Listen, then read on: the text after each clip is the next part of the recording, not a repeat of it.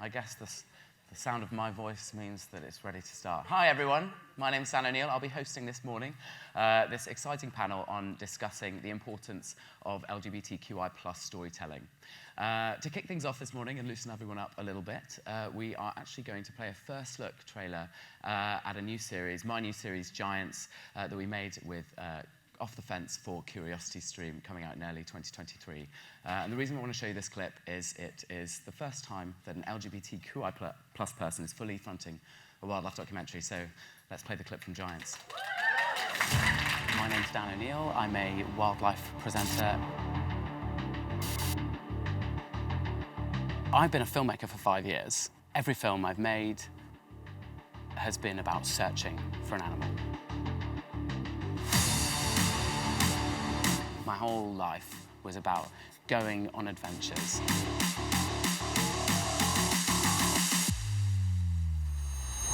It's the first time an LGBT person has fronted a wildlife documentary entirely. And I looked at explorers on TV, if I looked at wildlife presenters, most of the ones you see are quite macho, quite, masculine, they're really burly, and they're never afraid of anything, and they don't show that side of them. And that's not me.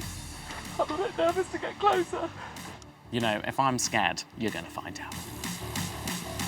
I don't like spiders. I'm not all right with snakes. I'll get up to them, but I'm not all right with them. I love wildlife, I love adventure, but so do a lot of people. But there aren't that many people that are queer and are doing this sort of stuff. Hopefully, kids in the future growing up will be 14 years old like I was when I was at school. And instead of them having no one to look up to, maybe now they'll be inspired to get out and go on their own adventures. And I think that's really exciting. Woo, thank you. But enough about me. You're not here to look at me today. Today's all about these incredible storytellers here. We've got Sarah Bright, Laura Pennafort, Jasmine Qureshi, and Tom McDonald. And I'd love to start off, guys, by why don't you tell everybody a little bit about yourselves? Starting with you, Sarah. Some wonderful backing music. I don't know, it's just my intro tune. I'm Sarah Bright. I'm a digital image technician and I'm an editor. I'm also a partner of Cunning Media in Bristol, and we have a digital image company. We build our own kit, which is pretty cool. We have an edit assistant diary service, and we look after them, and that's also super fulfilling. So, yeah, that's me anyway. My music's finished now. That's all the time I have. Bye. I can't wait for everyone else's theme tune. Right? Yeah. That was a good one. Nice one. What about you, Laura? I'm Laura Pennafort. I'm a wildlife filmmaker and a freelance camera assistant. I'm Jasmine Qureshi.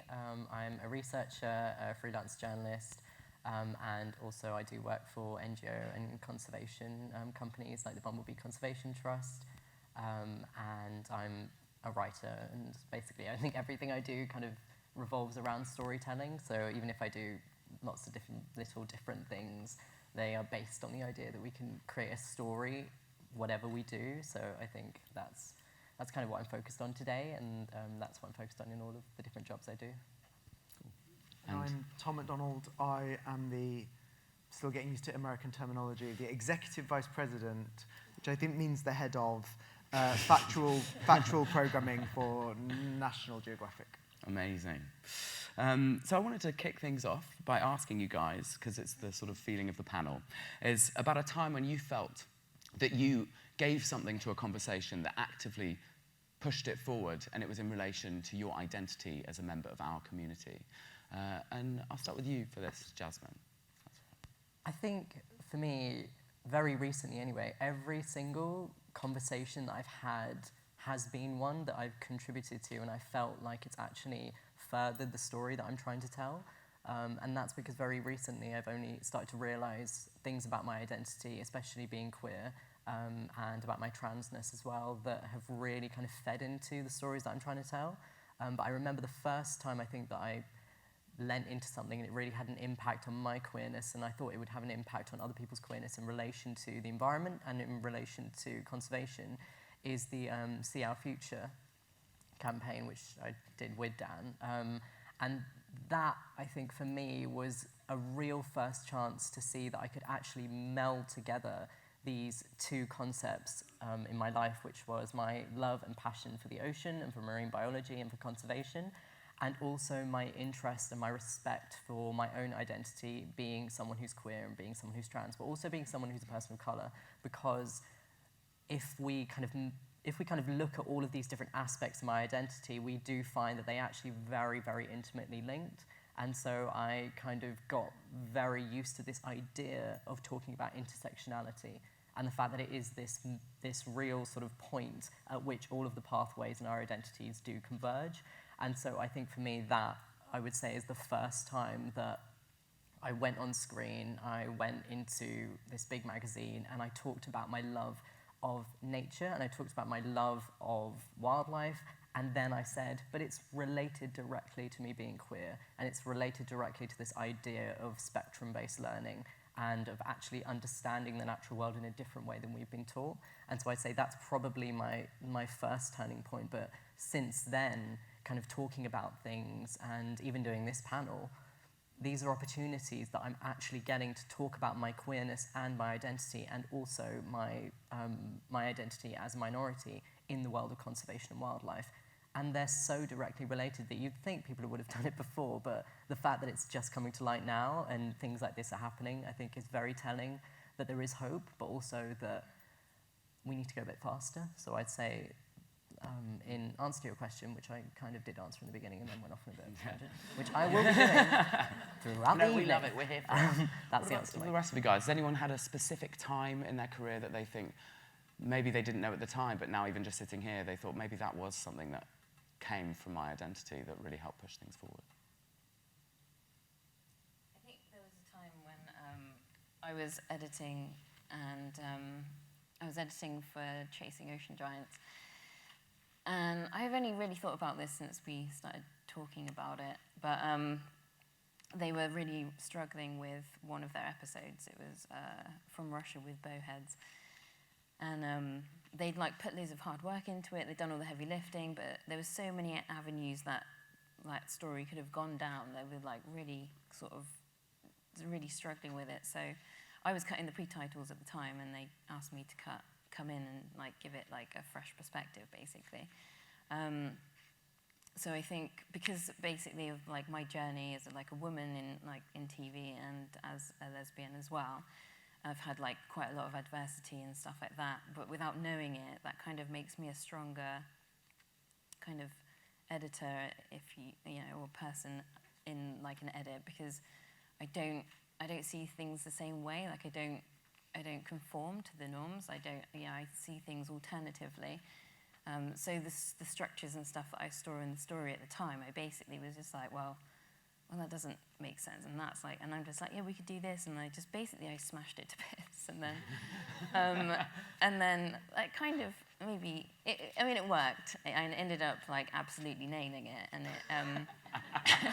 and then it ended up being one of the best episodes. But it did sort of like, I think it was like, it was quite a moment actually. It's quite funny.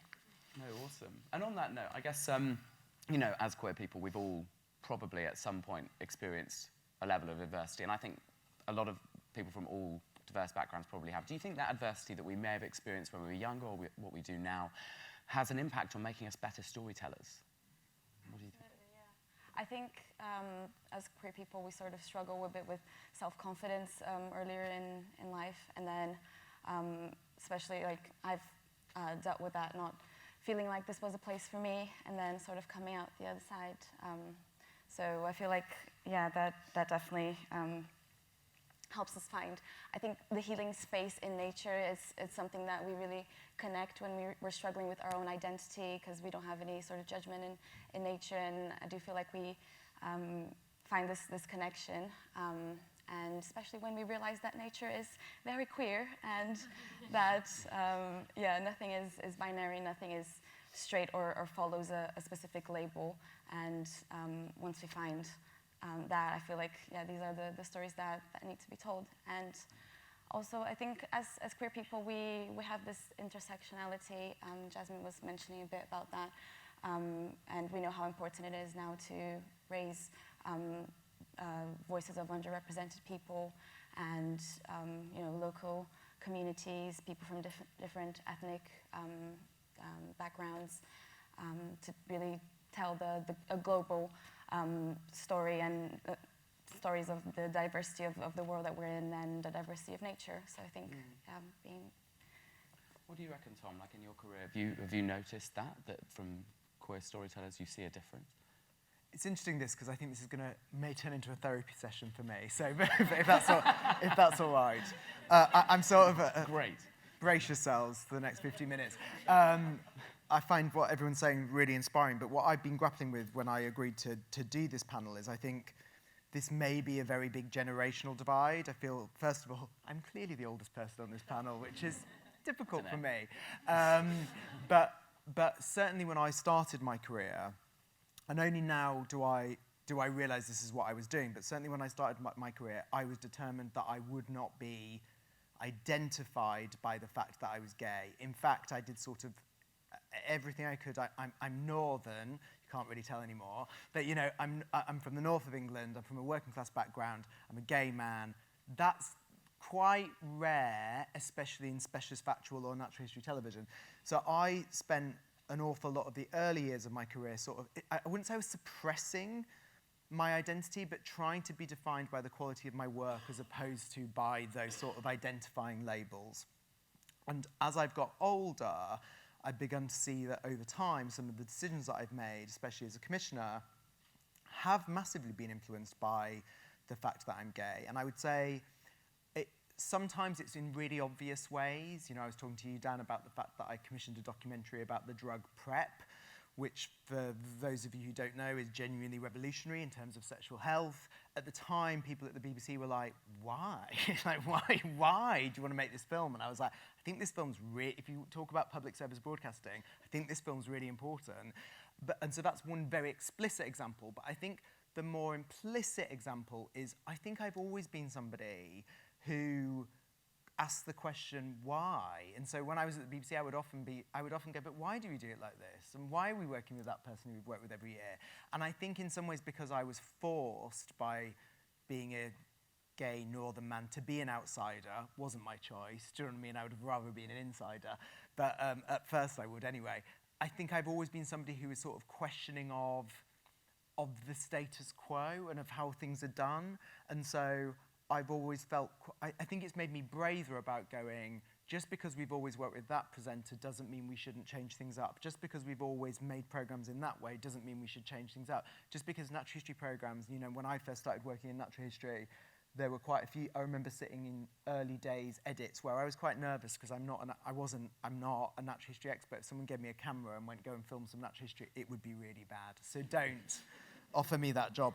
But I remember sitting in some edits and going, but I don't think this works. And they'd go, but that's just how we do it. And I'd be like, but then maybe that's not how we should do it. Do you know what I mean? So I think over time, it's galvanized me to go, the status quo doesn't always necessarily mean it's the best way of going about things.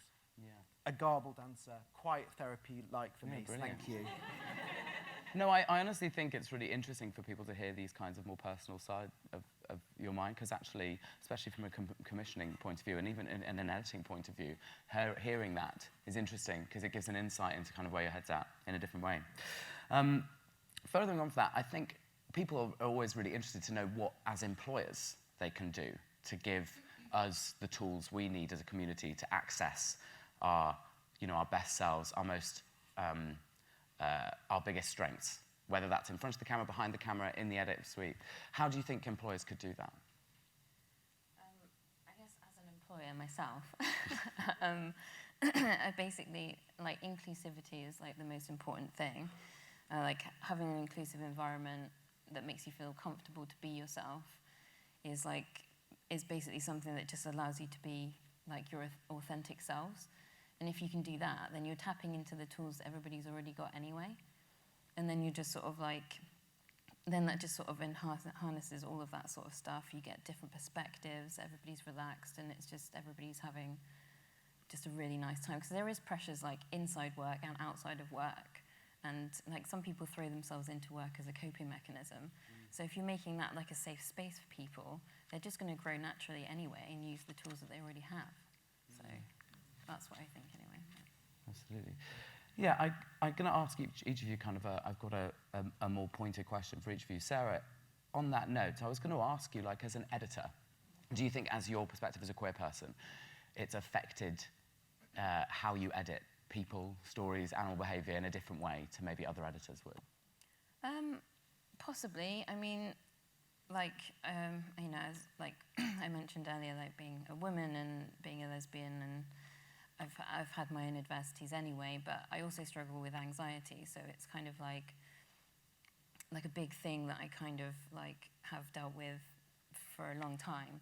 And I just think, because I've had a lot of LGBTQ plus friends as well that have also had their own struggles and similar like mental health issues and stuff, I'm just kind of like super like empathetic, and I just like I literally, like, I see something and instantly like feel for them, for the subject. So every time I cut something, I usually cut with like feeling, as opposed to thinking, oh, this is conventional, this needs to be done this way. Like sometimes I'll read a script and just be like, it just doesn't make sense to me because I don't feel it. So I always cut with feeling and emotion as opposed to anything else, really. I mean, I can be obviously conventional. Ruthless. If I have to be, but you know, I think it just makes me more adaptable. Like, cause I mean, my editing, I cut natural history, obviously, but I do other stuff. Like I've done blue light, I've done murder documentary series and stuff like that. I've got a very varied kind of mixed bag of editing, which also I think plays into like each individual edit. I'll take something from each one and be like, oh, maybe we could try this, and it kind of mixes it up a bit. And I think it also makes me kind of like, I don't know, like if I'll see something, I'll see beyond what it could be, like what they think it could be. It could be like, oh, I can see further than that. And I'm not, like, I don't really, you know, just sort of like just say it how it is and just be like, I think we should do this. And I think if I hadn't been through the journey that I've been through, I don't think I would be as forceful with my creativity and my passions. I think I'd be a bit further back. Interesting. So I want to come to you, Jasmine, because you are so open about your story on social media, in your journalism, which I think is absolutely amazing, and I've seen you flourish so much in just the time that I've known you, which is amazing to see. Do you think, what do you think has allowed you to feel safe and open to be able to express that, and how has that helped you in your working environment, do you think? So I think actually when I first started out, I was very, very scared of the fact that I am who I am. And I think with what Tom was saying, it is really a case of, in the beginning of kind of getting into a career where you don't see a lot of representation for the people that you are, and for anyone who shares any sort of experience that you've ever had, that's absolutely terrifying, because you don't see the fact that you could go further in this career that you love, because you don't see anyone who looks or sounds or is like you doing it or being successful at it. And so I think for me, I almost tried to suppress it when I first went into any sort of writing jobs or any sort of conservation jobs, because I remember going to reserves when I was younger and really trying to blend in. But I think one thing that kind of, it almost helped me along, but it kind of forced my hand, is that I do look different. And I think for me it was extremely hard to hide, because, you know, I am Pakistani and Indian, I look different, and then when I came out as trans, it's quite hard to hide. And so I think what I did was I lent into this idea of the fact that if it's harder to hide, then why should I be hiding at all? And then I almost went completely extra with it and very outward, and as you can see. So I think, you know, it's this idea of that queer people, whenever they're going into any sort of job and are queer and are talking about being queer, a lot of the time, one of the main things that's forced them to talk about it is that very case of being forced to talk about it because we are who we are and we look like this. And so along the way, we're going to be questioned, we're going to be talked about, we're going to be stopped from going to certain things. And so it's almost like if we don't talk about it, then we're never going to get any space for ourselves. We have to build the space ourselves. And so I would say that even though I enjoy talking about my journey and I enjoy talking about the openness of discovering who I am and identifying in the way that I do, a lot of it has been almost being forced to talk about it so that I can create a space that I'm now comfortable in, that I can talk about it. And I think that's very interesting to look at that, because what we can do is look at that and go, well, if I was forced to do it and I'm now this comfortable in this space and I'm allowed to talk about it in the way that I do, maybe I can make this space more comfortable for other people so they don't have to talk about it, but they can express themselves as they wish. And I think what I've heard a lot here is the fact that when you're a queer person, and especially when you're someone who's reflected on their queerness, because that's what queer people do, because in order to grow up in this heteronormative society that is very much based around, I think, very patriarchal ideologies and very much conformist ideologies where you have to be this one thing all the time, in order to be queer, you have to question yourself constantly, you have to reflect on yourself constantly to get to where you are.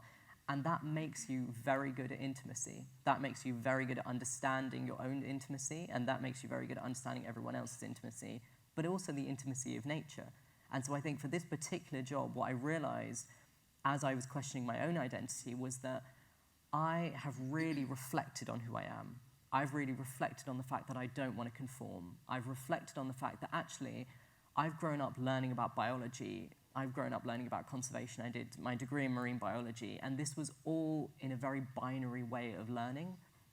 And when I learned about it in that way, you could see that it leaked into the type of people who actually study it, and you could see it leaked into the type of people who are top of the game in it.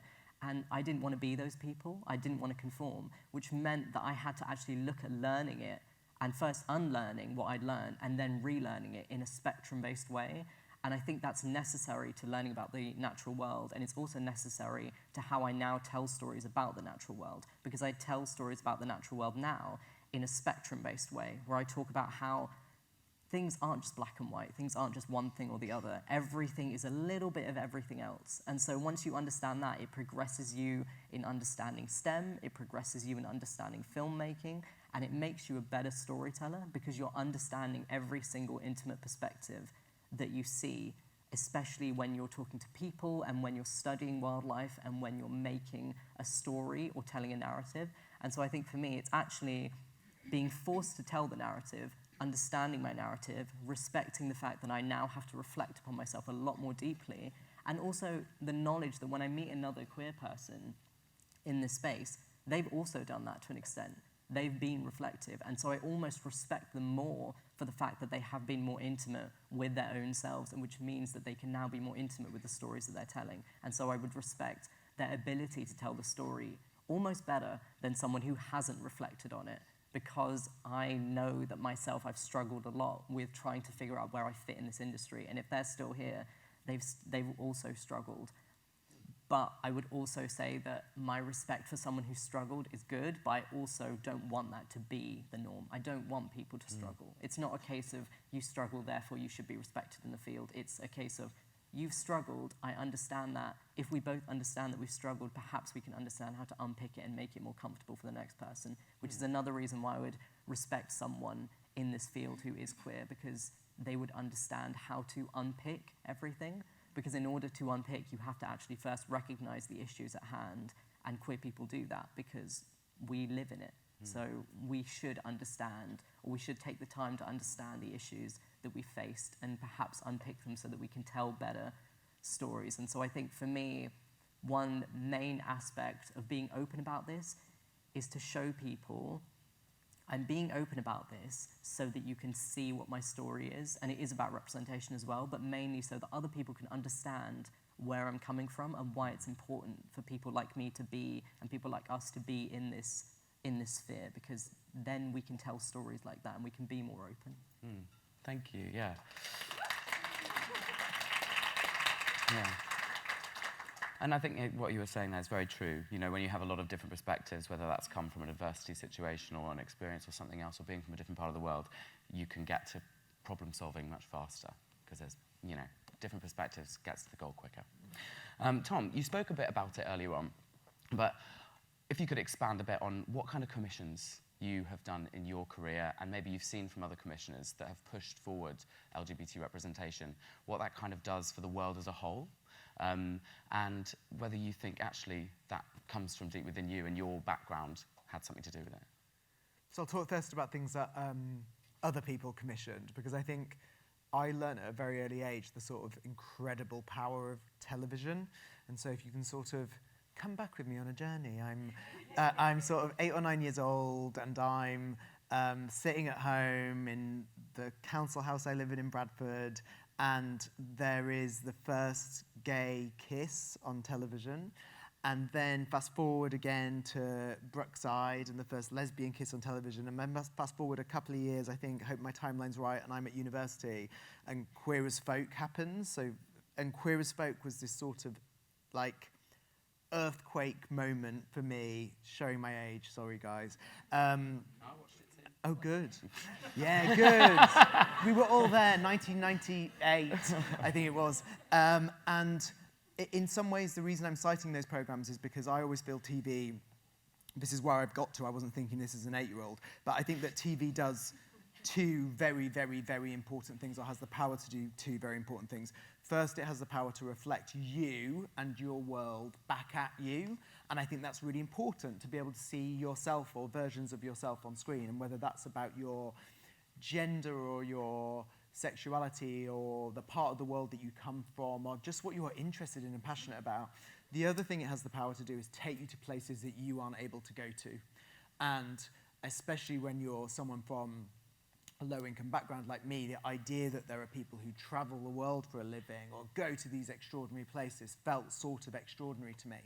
So if you sort of hold those two things together, there have definitely been these sort of rites of passage moments for me, especially when we're talking about my sexuality, where it's been like, I can't believe I'm going to use this word at Wildscreen, but you know, Queer as Folk had a rimming scene in it. I mean, that's big.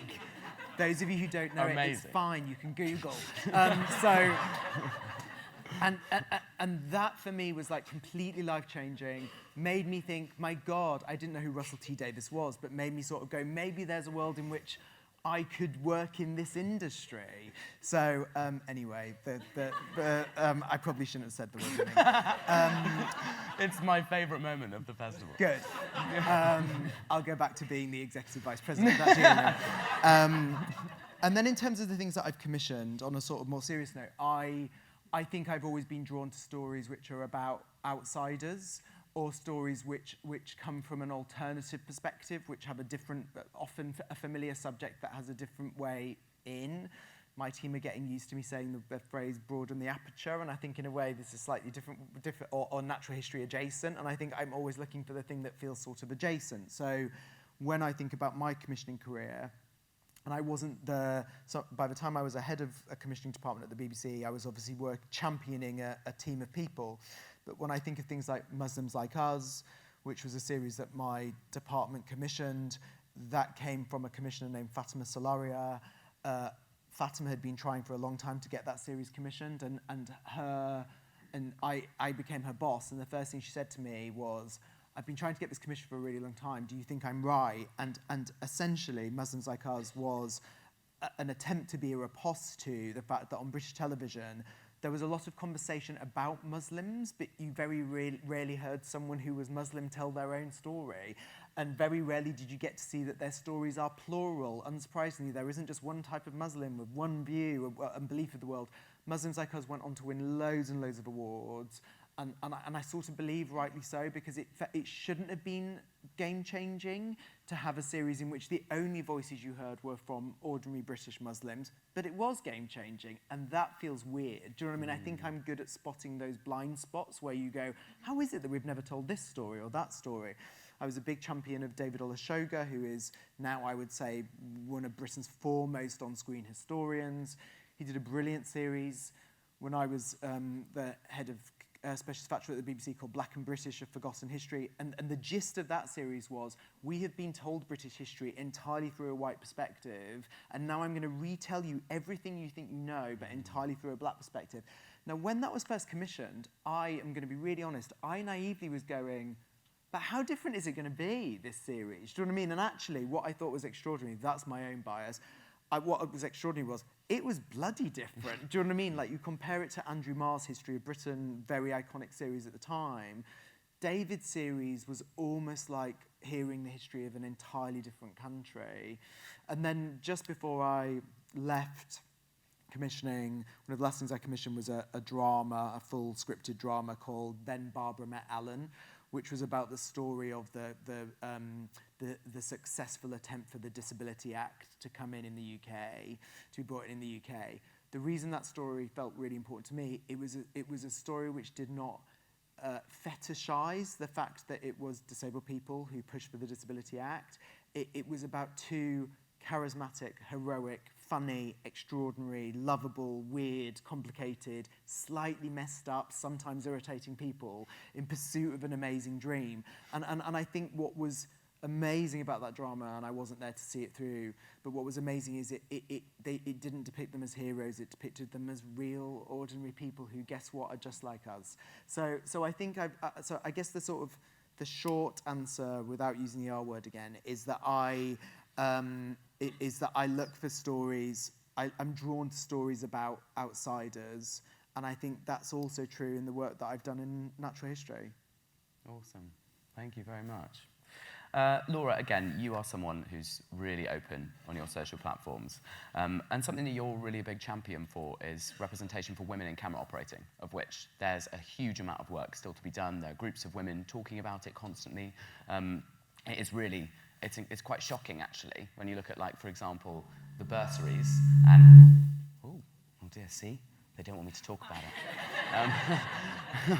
But the number of bursaries that have been going to women in camera operating with natural history in the last 20 years is actually quite shocking. Do you think your background as a member of our community has had any impact on your ability to be really open, really forceful, and push yourself forward in your career? Yeah, I think, women are definitely underrepresented in the camera operating side of things.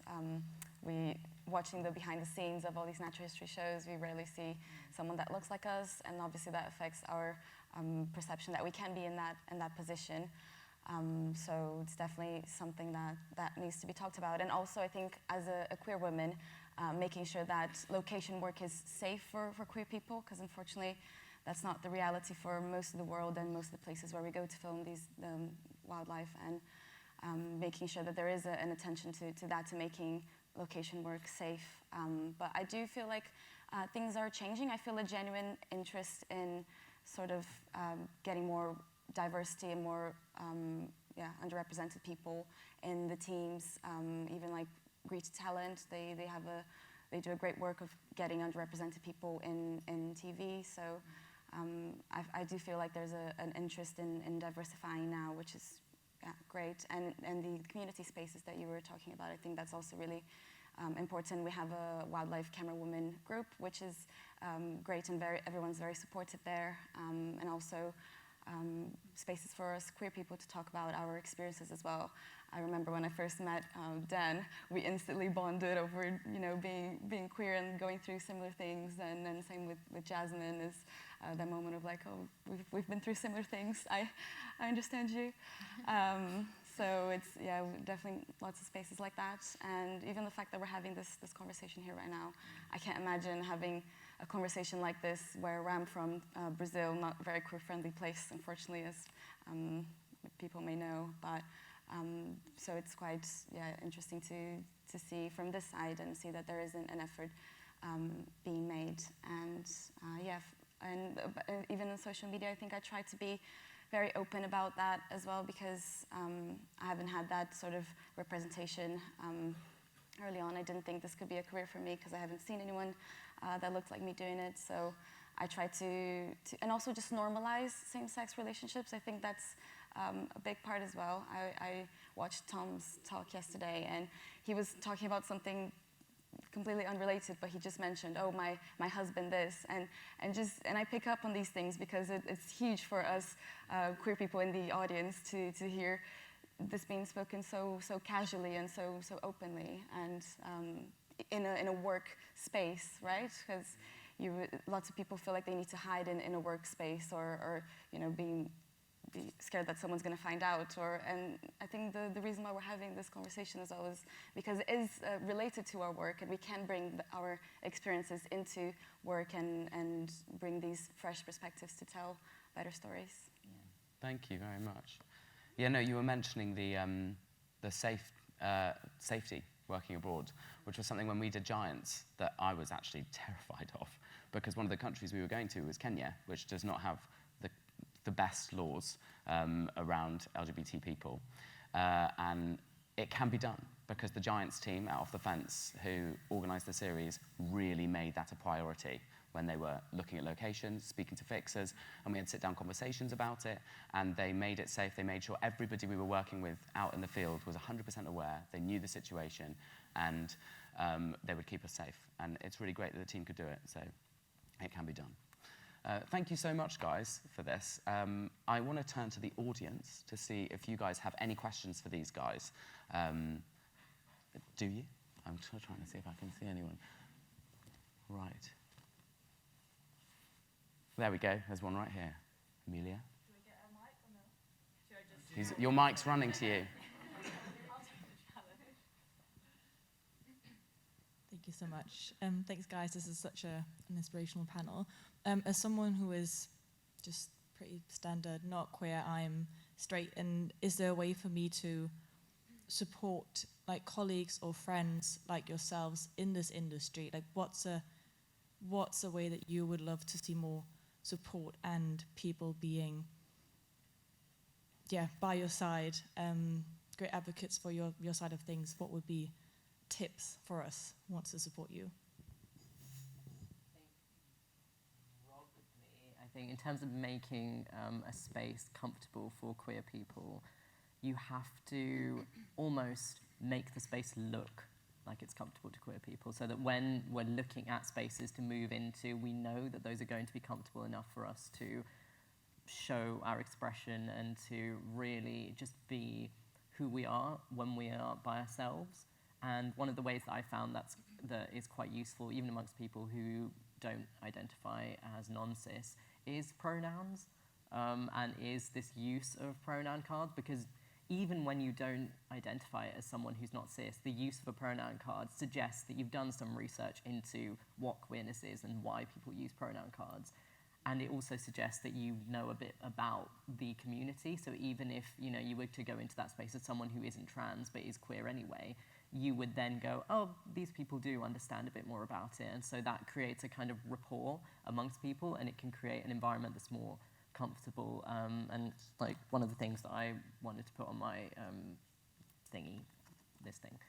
is pronouns, because I thought that, to me, if I saw another person with that would make me feel comfortable in that space. So I think kind of rolling off that, it is looking up and researching for yourself, because obviously there is a problem with tokenistic and individualistic representation, where you take one person who is queer and you're like shoving them in the front and going, this is a person who's queer, they're going to explain everything, they're the expert, everyone go to them, we're now not going to do anything else. And that's not really what we want. We want for everyone to understand on their own terms what we're doing and to really push this ideology. So I think making people understand that doing your own research and then showing that you've done that research on queerness, that's a good way of making places comfortable for people. And I think that works for people of colour as well. Any sort of understanding that you have and any way of showing that you understand the struggle because you've read about it and not simply because you relate to it, because not everyone will, is a good way, I think, of creating a comfortable and euphoric and validating space, which is what we want in the end for everyone. Thank you.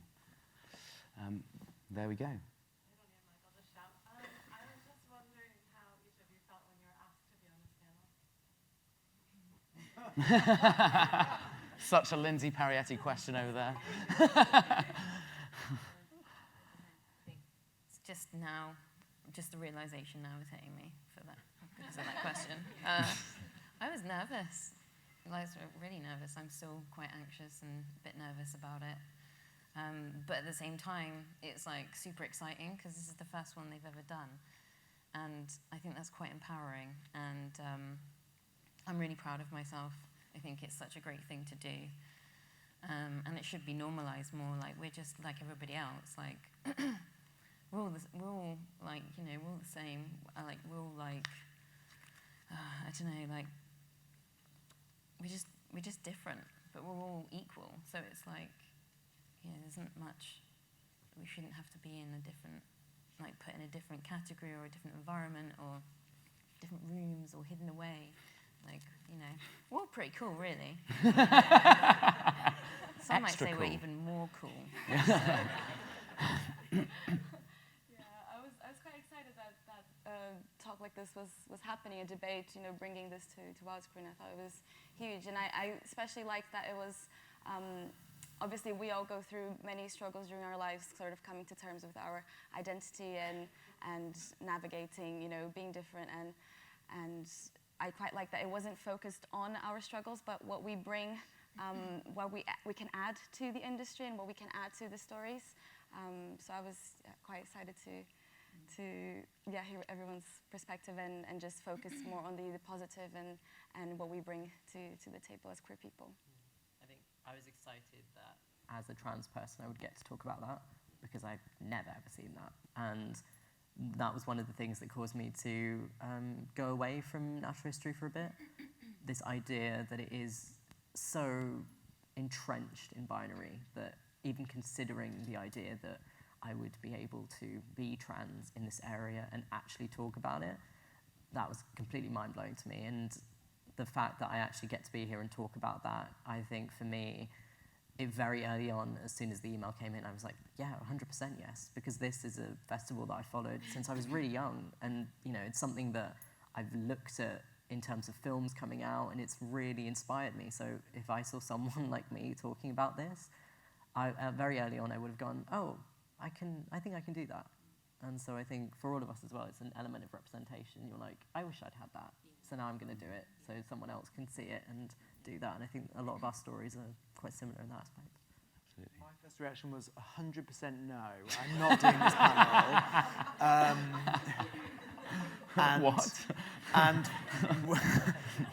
what? Wildscreening are doing that? And then I sort of questioned my reaction to that and was like, oh my God, it's amazing that Wildscreen are doing that.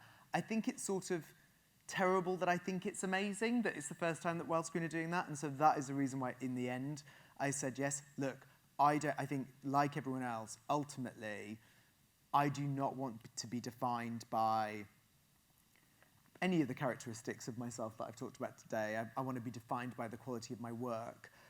But I also am very aware that when I first started coming to Bristol for natural history edits, meetings, etc., it took me a very, very long time, and it still isn't very often, where I met people who I felt were like me from a sexuality point of view.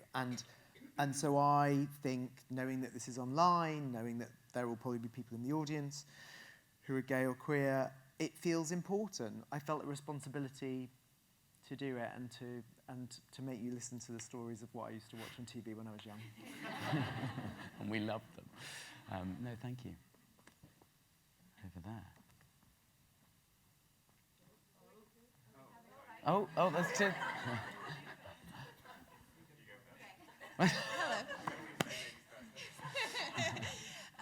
If you were able to tell something to maybe younger people watching this, who your representation for them, what was one piece of advice you'd give them, or even your younger selves, about getting into the industry?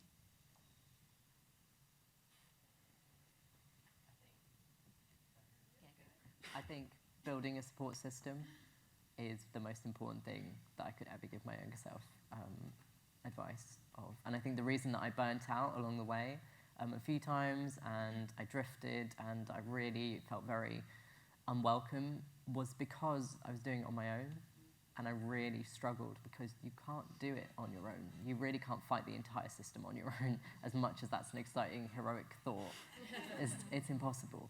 And it's only recently that I've actually flourished a lot more having a support system, and it doesn't have to be one that's in the industry that you're in, but as long as you have a good support system and one that you can trust to lean on when you're too tired to fight anymore, that I think is the most important bit of advice that I give to my younger self. Just make sure that you have people to lean on when you're doing this, because it is hard, you know, at whatever level of privilege or minority that you're at.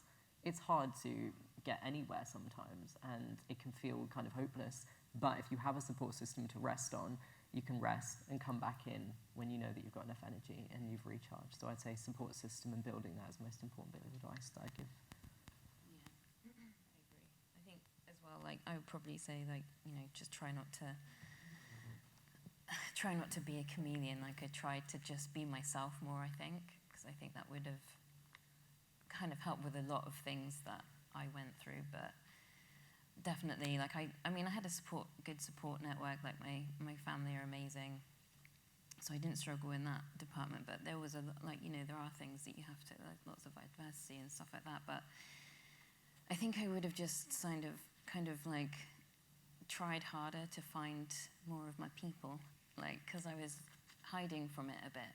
I think I would just say, like, don't hide, just be yourself, find your people, get a support network, and just embrace who you are, I think.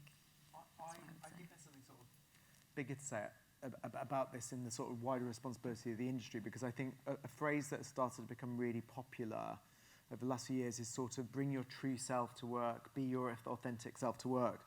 And I think we all have to ask ourselves, how much of that do the organisations that we work for, and I don't mean the organisation I currently work for, don't worry, but like how much do organisations truly mean that? Because I think we say it and it sounds like a really amazing phrase, doesn't it? Just be yourself, just be your authentic self. But actually, I continue to believe we operate in an industry. There was a piece of work that Channel 4 commissioned X years ago that they never published but eventually came out, which was about why it's really hard for people to operate in this industry, and I'm talking about the UK in particular. And it's because we operate around a set of social codes. We dress similarly to one another.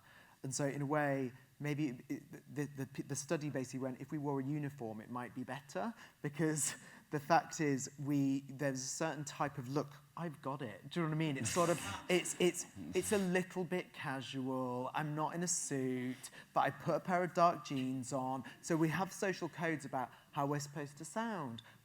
And also we're in an industry which prizes intellect, I think, still over emotional intelligence. And so I think we all need to ask ourselves, because I'm guilty of this as well, how do we create a space where people can communicate in the way that's easiest for them to communicate, rather than our assumption that there's a sort of, we're still a very Oxbridge-dominated, high intellect, high speed. I talk very fast as well, so I'm guilty of a lot of this stuff. But how do we genuinely create space for people to flourish? This is not about LGBTQI, it's just generally. I think we find otherness generally quite hard. Mm-hmm. And so I think there's still a lot of work for the industry to do, to go, you can't just ask someone to bring their true self to work. Do you know what I mean? You have to be prepared for what that true self means. Yeah. Absolutely, yeah. I agree with everything everyone said.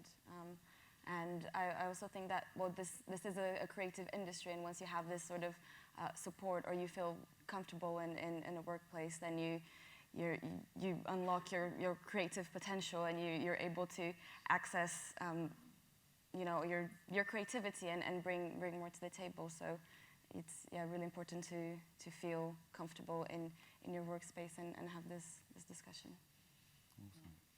Thanks, guys. We'll go to you, and then we'll come down to you.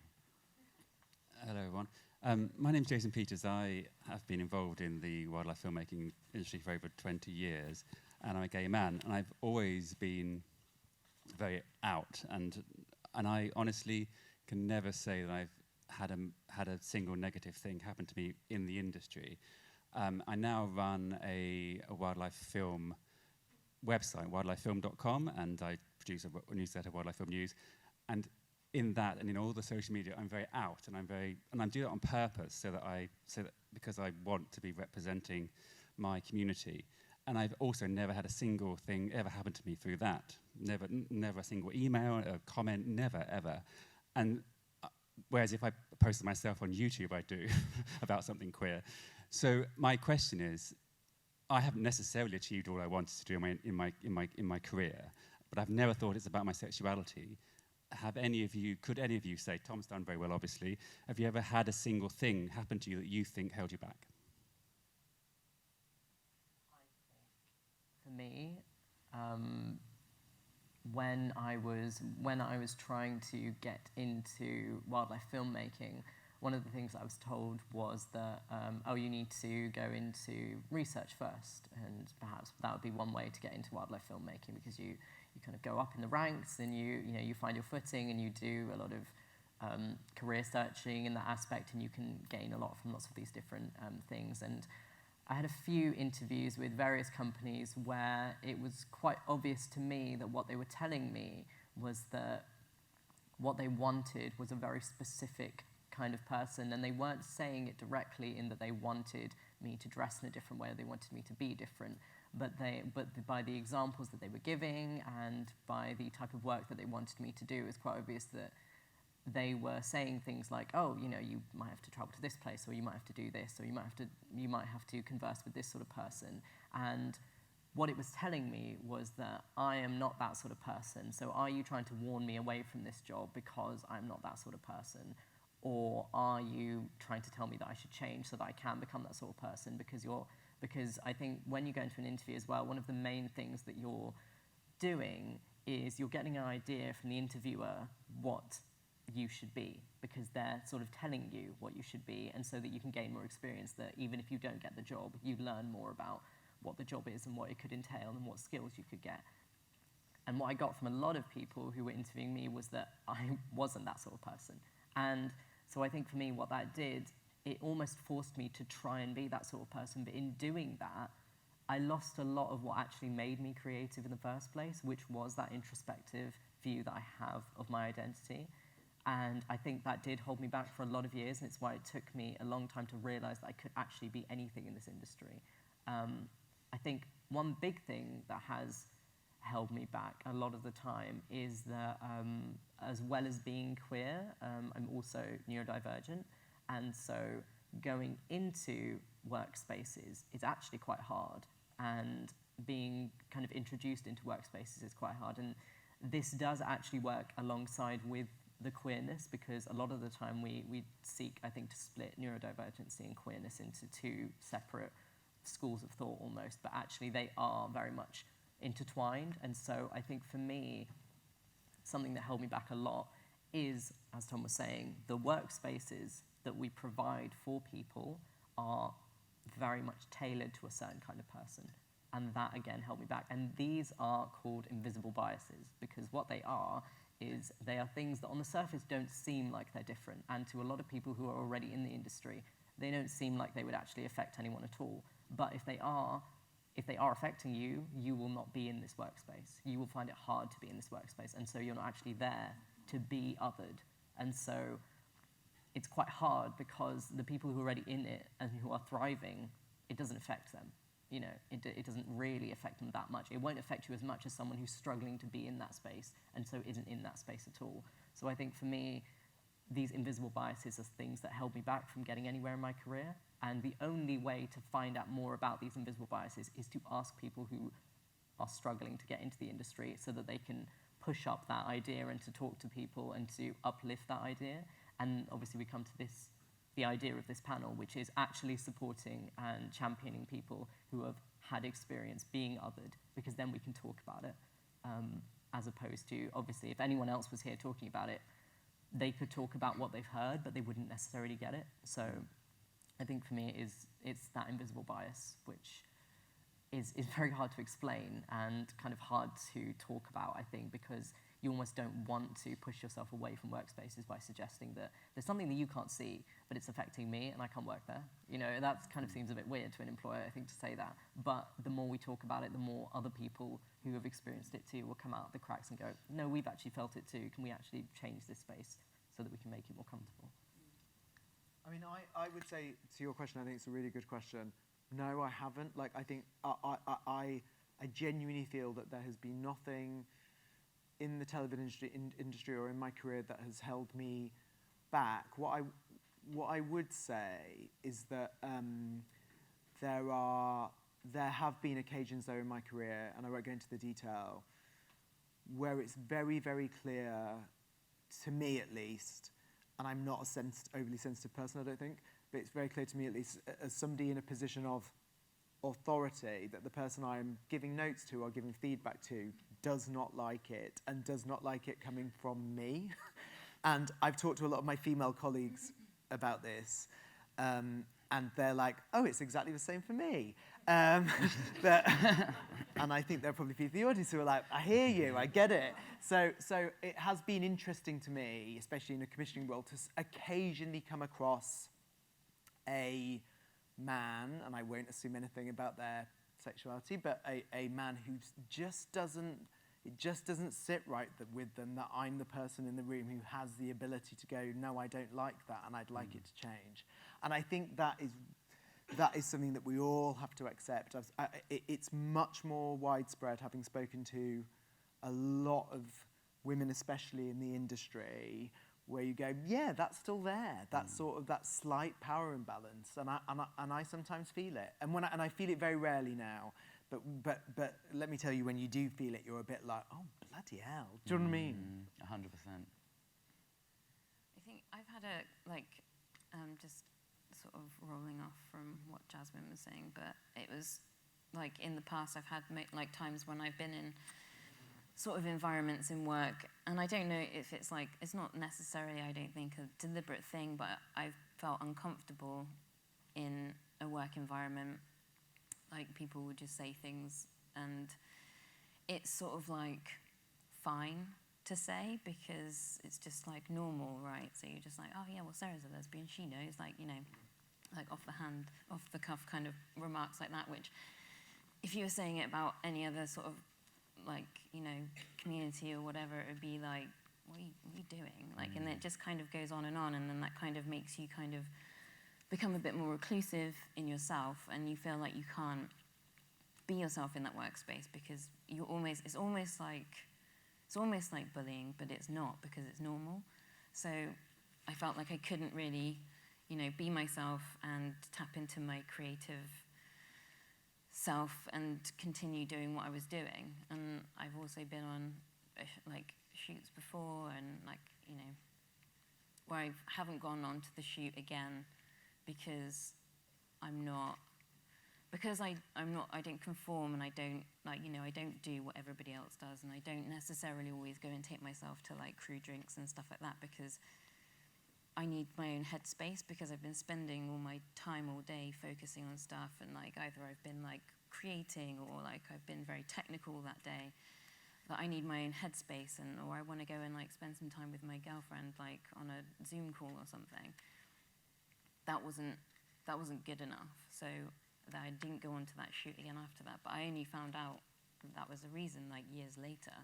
So there's been a few instances like that have happened that suck, but you know, I just kind of take those and make them a reason not to recluse myself or change in any way. It just makes me stronger, really.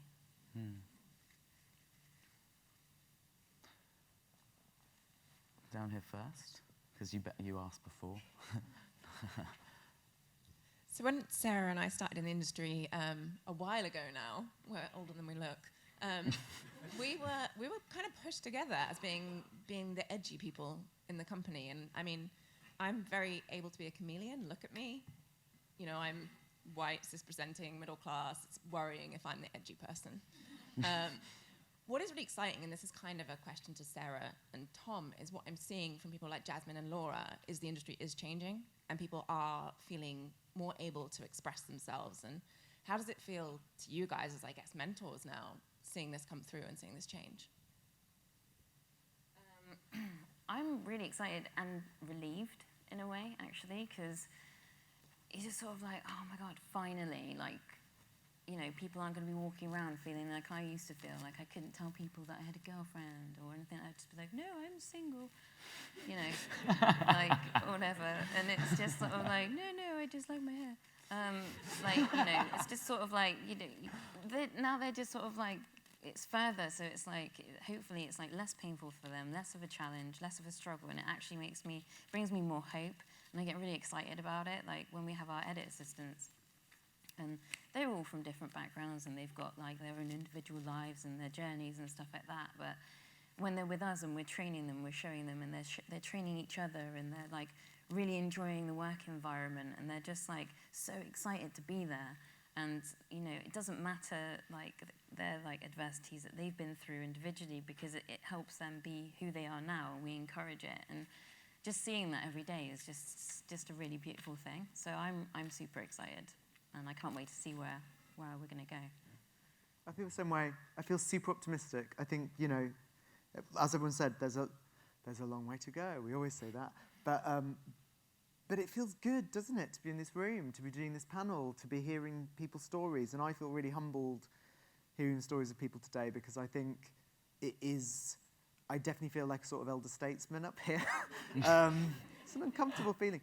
But to hear people, but to see in action that the industry is changing, and that the natural history genre is changing, and changing for an industry that is usually sclerotic compared to other genres, is changing at real speed, feels really exciting. So no, it feels good.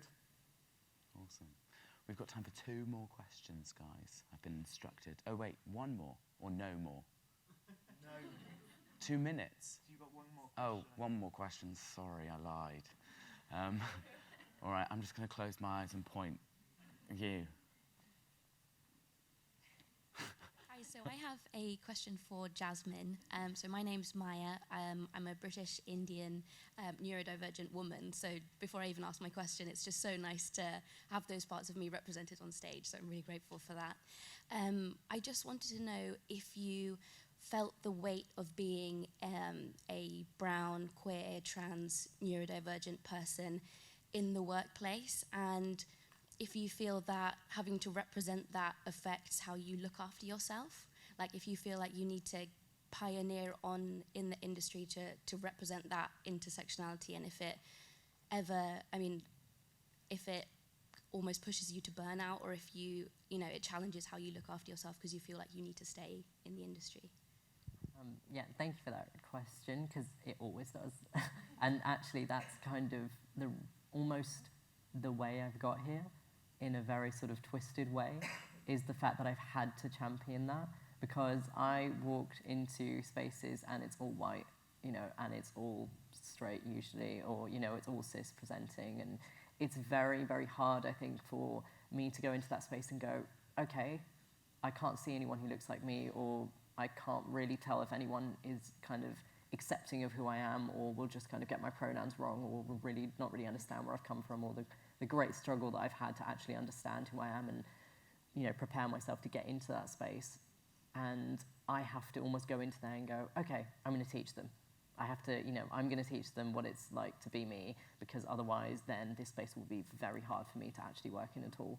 And so I think that's another thing that slowed me down. I think it has slowed me down a lot, because it means that I am all of the time thinking, if someone says something racist, or if someone says something that is transphobic, do I let this go, or do I use it as a teaching point, or do I correct them, or what do I do? Do I send an email to someone? What am I supposed to do with this point in my life? And whilst everyone else has gone past that already, and is just getting on with their work, I'm just sitting there thinking, what am I supposed to do about this? Because if I say nothing, then maybe that accepts it, maybe that allows it to go forward, maybe someone else will be hurt by it. But if I say something, does that ruin my career? Does that mean that something will go wrong for me in my career? And do I even care? Do I care about my career more than my identity? And all of these questions come up, and you're just always questioning, is this the right thing to do? What am I supposed to do? Where am I supposed to go with this? I think especially as someone who's maybe not recently, but who grew up in a very strict Muslim household, and someone who learnt my culture through my religion. And so when I accepted my queerness, I had to understand that this is not something that is compatible with the way I was taught religion. And so now I need to almost distance myself from my religion, but that means distancing myself from my culture. And so now I need to relearn my culture. And so whilst I was doing this, relearning my culture, understanding that I'm Indian and Pakistani, and that is a really rich, beautiful, amazing culture, and understanding that I'm queer and trans at the same time, and that's also a rich, beautiful culture. Whilst I'm doing this and I'm learning and learning things and trying to teach people, I'm still trying to earn some money so I can pay the rent.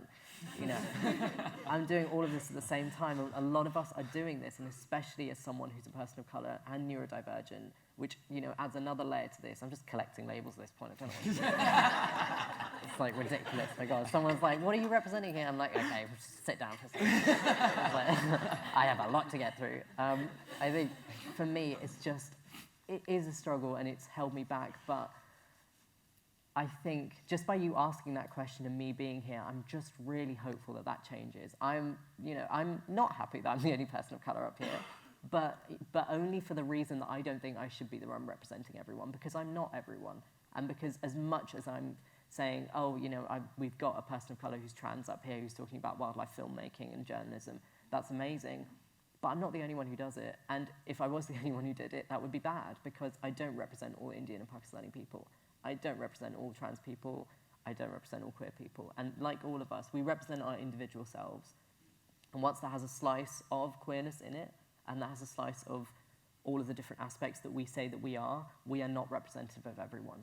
And so that, I think whenever I go and talk about these things, I just talk about the fact that all I can represent is my own intimate experience of what I've experienced.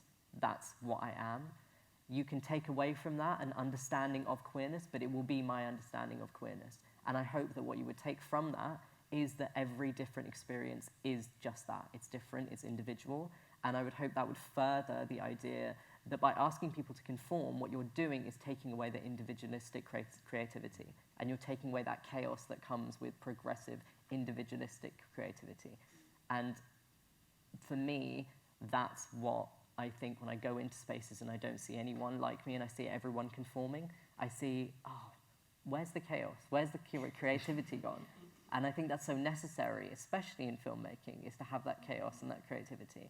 And so thank you for asking that question. And whilst it does has pulled me back in the past, I'm using it to build on now, but I would prefer that I didn't have to use it to build on. And so the environment that I'm trying to create is an environment where we don't have to use it as a stepping stone, and it's just part of who we are, and we can work out by ourselves and still do our job, I think. Thank you very much.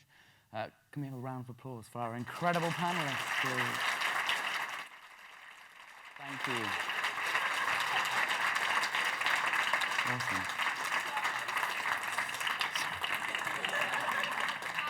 And actually, guys, thank you to all of you, because just coming here today, it's really great, and it shows Alashep, and it's exciting that we can fill a room. Thank you very much.